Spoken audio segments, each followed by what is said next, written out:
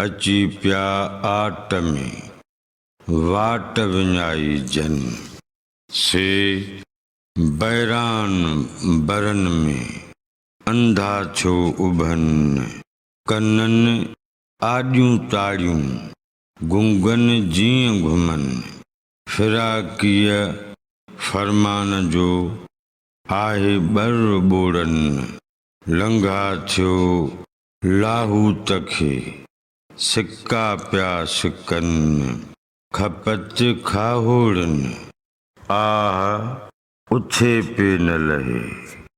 हवालो शाह जो रिसालो सुर खाहोड़ी दास्तान टियों बैत पहिरियों।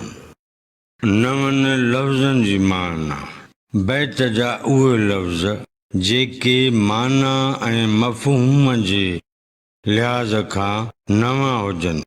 आट माना साड़ अना अनाद तज़ाद वाट विञाई जन जन ज़ाहिरी सऊं सिधो रस्तो अख़्तियार न कयो।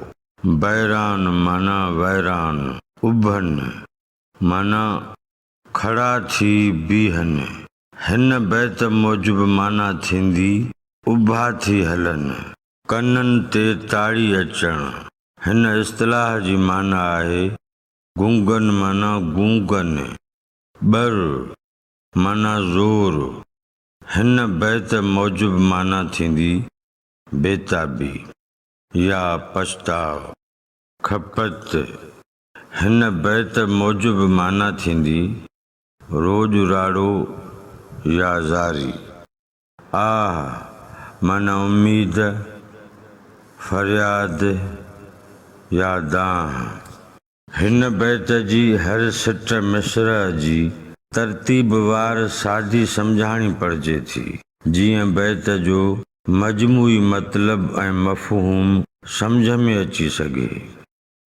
अची पिया आट में वाट विञाई जन जन वाट विञाई से साड़ हसद अना या अनाद तज़ाद में अड़िजी पिया।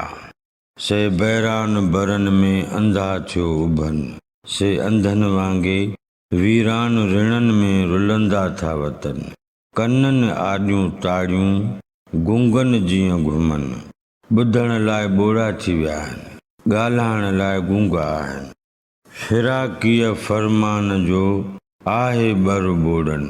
को फिराक जो फरमान हो जंहिंजो ॿोड़नि खे वॾो बर आहे। लंघा थिया लाहौत खे सिक्का पिया सिकन। लंघनि जीअं लाहौत जूं लातियूं था कनि ऐं सरासर सिक में था गुज़ार। खपत खाहोड़नि आह उथे पे न लहे। उथंदे वेहंदे खावड़नि खे पंहिंजे तात तमन्ना में रहंदे रोज राड़ो नथो लहे। हिन बैत जो मजमूई मतिलब ऐं मफ़हूम हिन तरह बयानु करे सघिबो। हिकिड़ी वाट आहे जंहिं ते हलंदे माण्हू मतलूबा मंज़िल माॻ ते पहुची थो वञे। हिकु हिदायत आहे जंहिंखे ॿुधी माण्हू दुरुस्त राह ते हलण जो दर्स थो वठे। सिकण ऐं सिक में मिलण हिकु जज़्बो आहे जेको माण्हूअ खे ज़िंदह थो रखे। लतीफ़ साईं चवे थो त माण्हू सिधीअ राह तां थिड़ी बदराह थी विया आहिनि जिते रुॻो अनाजो अनाद तज़ाद आहे। उहे ईअं हली रुली रहिया आहिनि जीअं नाबीन रिणनि जे रस्तनि में भुलिजी भिटकंदा हुजनि। कननि खां माण्हू ॿोड़ा थी वञनि था कंहिं मुफ़ीद ॻाल्हि मां मुस्तफ़ीद नथा थियनि। ज़बान हूंदे बेज़बान थी रहनि था जो हू लिसान ज़बान सां को गुफ़्तो कढी कलाम करे नथा सघनि।